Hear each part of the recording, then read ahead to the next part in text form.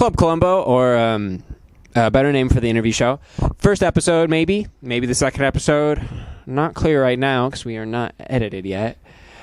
February 24th, 2017. My name is Alex Milkevich. I am sitting with PETE GRANTHAM. PETE GRANTHAM. We're in the lovely city of Columbus, Ohio. I don't know much about you. I've been around you several times. So if you just want to give a quick, quick summation, tell me something about school. Let's go ahead and do forward. Let's do family, occupation, recreation, and dreams. Just give me one word on each. Anxious. Landscape. Intense. Ambitious.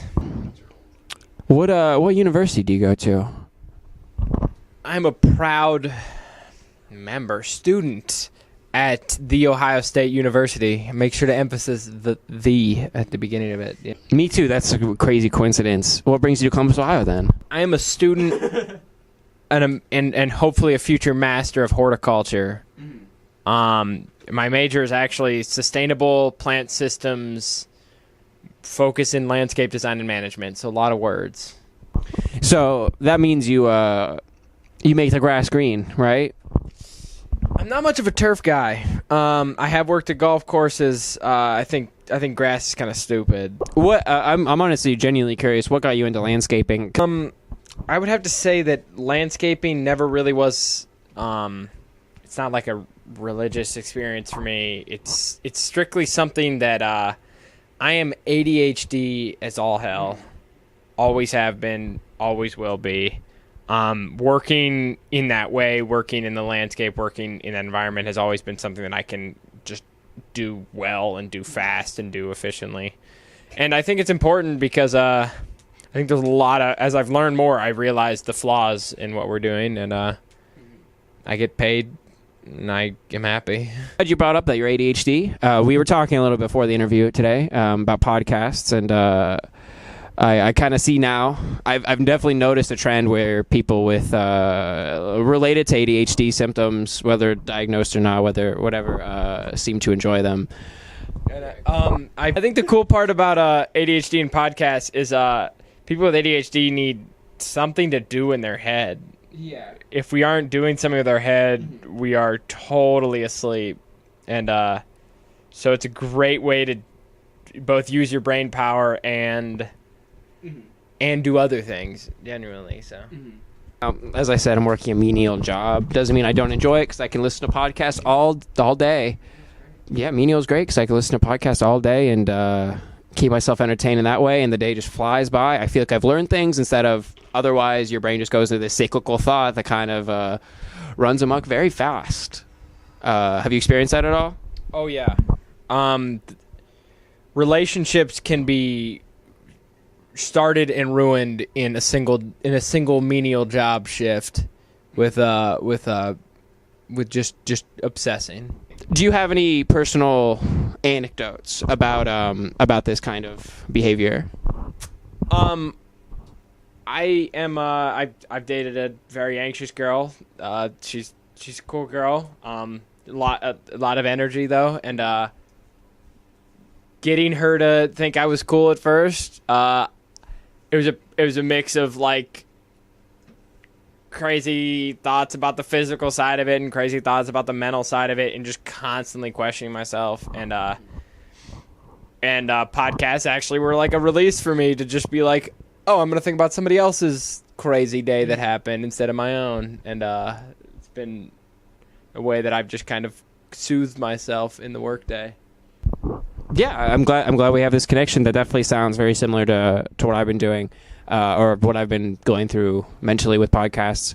Are you still in this relationship now? I know we talked about it a little bit earlier today.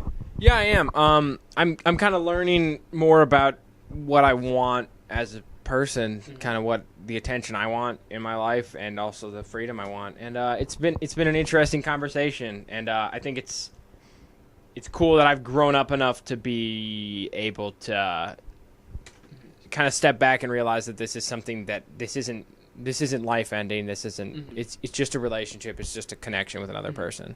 What do you do for fun? What do you do for fun lately in this February 2017 month? Now, recreation is who I am. Let me just elaborate. We play hard and we party hard. I basically just play hard.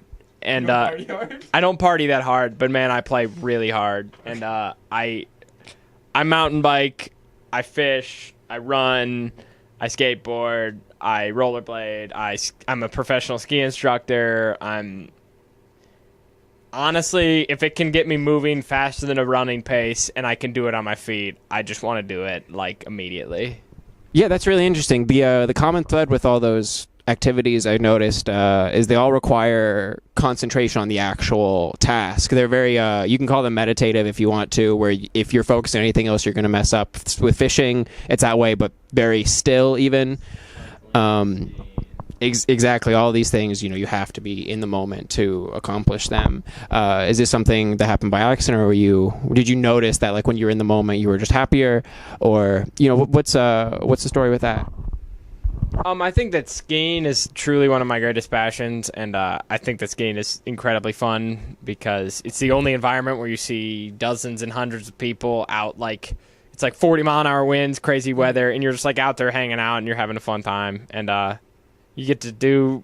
It's just completely ridiculous, and I just like laughing and going really fast and jumping off of stuff, and I think the in the moment part is incredibly fun. I guess I haven't thought about it too much on like a higher level, but it's just unadulterated speed and fun. I like speed and fun too. How do you feel as kind of like a bystander to conversation? That's like something I like to be, is like just hearing the way that other people talk to each other. How do you feel in the moment of not being in a conversation but being close enough that you could input something? That's honestly a real issue that comes up where maybe it is because I listen to podcasts so much. Maybe it's because even as a little kid I just like to listen to people telling stories and things.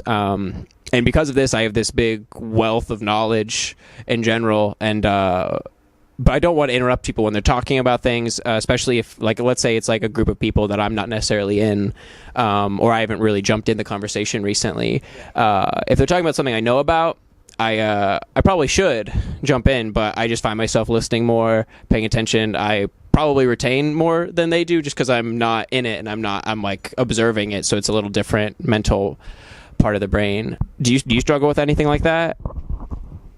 As a kid, I felt like I just always wanted to talk, and I wanted to be the dude in the conversation, like running the ship in the conversation. And I found myself being, as I've gotten older, just incredibly passive to a lot of these things. Just like strictly looking at it as like this, just like even if it's super awkward, I still appreciate it because like this is kind of funny. Like this is cool to just be seen. So I like awkward experiences. Actually, I try and put myself in as many of them as possible.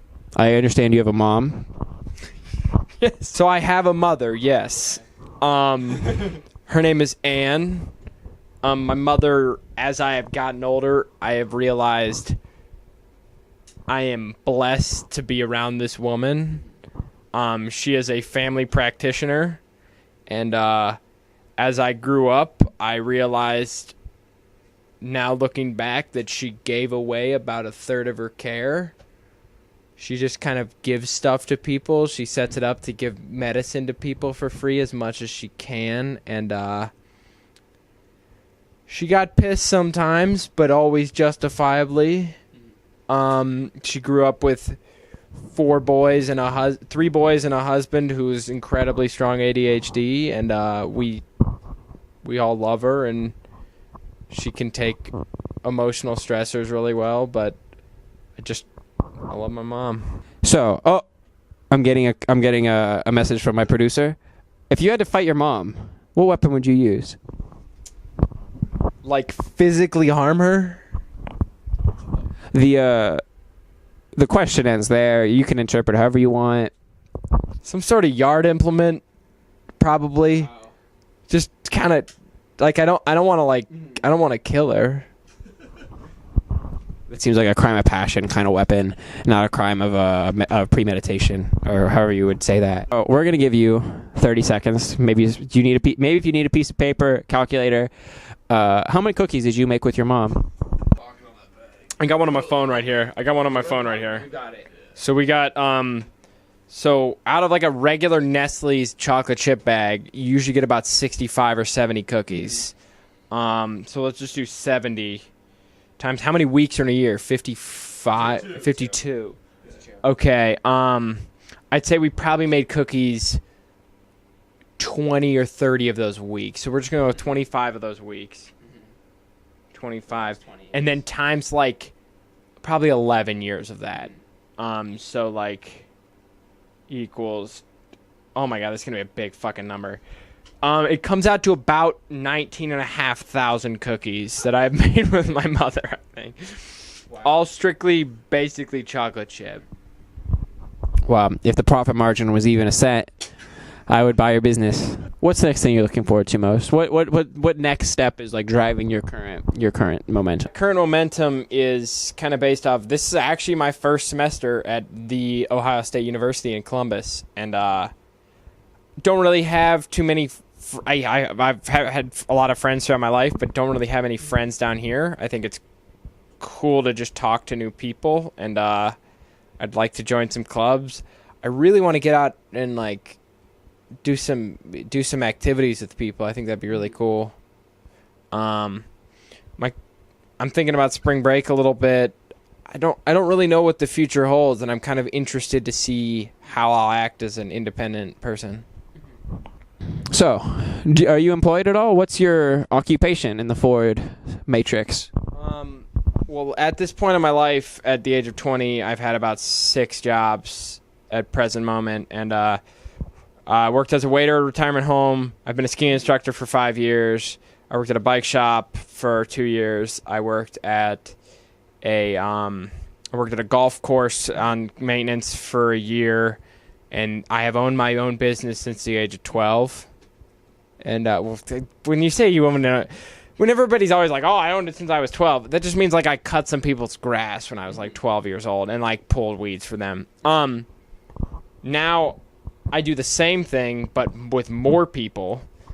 So I have a couple dozen people I work for in the Akron area of Ohio, and I work with a couple employees actually, as I've gotten a little bit bigger, and we do everything. Pete's all in one. Put plants in the ground. I'm educated in horticulture, so I market myself as a landscape professional, and I like to do things with professionalism. Not always the most on time in everything I do, but when it's done, it is done at high quality, and I take a lot of pride in that. That's good. I'm glad you're a professional landscaper. I always want to see like landscapers that are wearing tank tops, wearing tuxedos. It's currently working at the most chill job in my life, which is working at the Student Recreational Center, the RPAC, at for on campus, and it is plush. We clean some stuff, we hang out, give some people some towels. It's pretty much the whole job. It's cool. We connected on multiple things here. I think we're going to wrap it up for Club Columbo. Did I forget to ask you any questions? So, current working title, Club Columbo, or a better name. We're looking to fill out the better name here. First episode, maybe second episode. Give me 3 names, please.